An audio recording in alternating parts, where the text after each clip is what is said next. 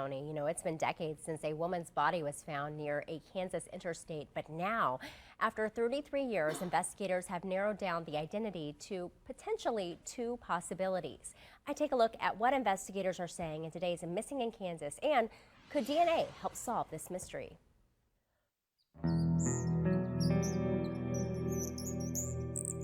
It was very challenging. My hope was that we were always going to get a kid and make somebody's family who's grieving be able to put an end to the system.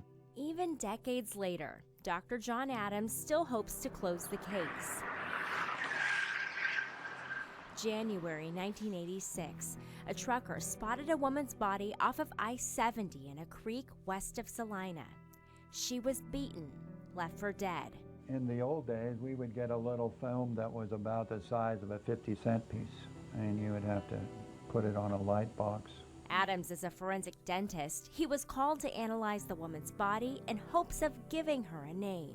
Over a period of about 6 months, I got over 100 letters of inquiry that most of them included x-rays, asking me to compare to see if this could possibly be the person they're looking for. He looked at the bones of dozens of people.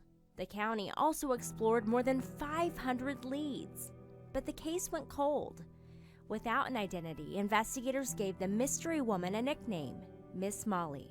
This is a composite of what she may look like. Detectives think Miss Molly was in her mid-20s to mid-30s. They say she was cared for, and an autopsy suggests she may have recently given birth. Back then, DNA wasn't a thing. We sought a court order to exhume her body, hoping that the DNA evidence would help us. This summer, the FBI and Saline County investigators pulling Miss Molly's body from the grave to finally get DNA testing. At the time of her death, police say she was wearing expensive clothing, likely from the East Coast or Europe, which makes two possible identities even more interesting. Anna Naif went missing from Belgium 4 years before Miss Molly was found. The similarities are uncanny. And Willemijn Vandemar from Amsterdam. She disappeared about 8 years before the body was found in Kansas, and it's her case that prompted the new testing. The only way to make a positive ID is through DNA. Do you think that's a challenge with where we are now with our forensic world, is not having kind of that uniformity? Exactly. If you get a crime and there are fingerprints and they are not in the database, you don't go anywhere with it.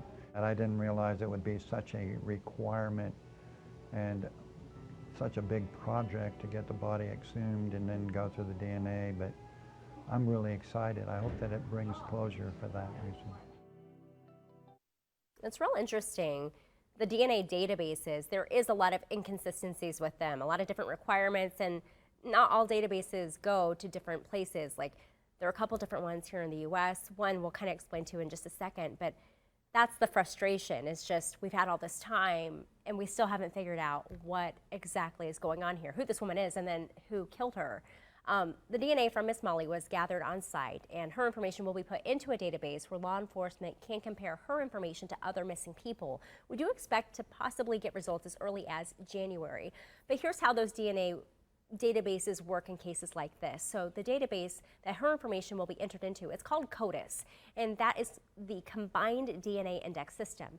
That database allows law enforcement agencies to link people to crimes, also to missing persons or unidentified persons cases in this case.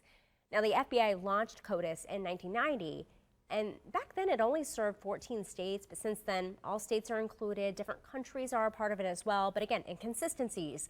We do know that more than 190 law enforcement labs participate in this. But the interesting thing to think about here is 90s is when we're talking about CODIS being, launched. Well, that's why we're starting to see more of these older cases come out, is that, okay, well, can we enter this information here? Can we go and see if we can get a hit? That's why we're revisiting them now. A lot of people have asked me how DNA services work, like maybe, for example, Ancestry DNA or 23andMe. Can those particular services where you swab yourself at home and send them into a lab, can they help crack cases like this? The answer is no. It's actually very interesting. Those companies, those businesses, they are considered to be private, and they do not give information to law enforcement. A lot of them have that privacy information on their website. They tell me we won't give it unless we have some sort of legal obligation to do so, but a lot of hoops have to be, jumped through to get to there. CODIS, though, would have to have a criminal that matched Miss Molly. So how do we get a match to Miss Molly? Well, either a criminal matches her or a family member has volunteered their DNA to be entered into that system, and then potentially they can see if they get a match there. But even then, the FBI says they have to get DNA from multiple relatives. It's very complicated, as you can see. If you want to see more photos of Miss Molly and her case, we've had interviews with the former sheriff, a lot of different people. Also, we feature many unidentified people across the state of Kansas and missing people. All you have to do is head over to kick.com/missing.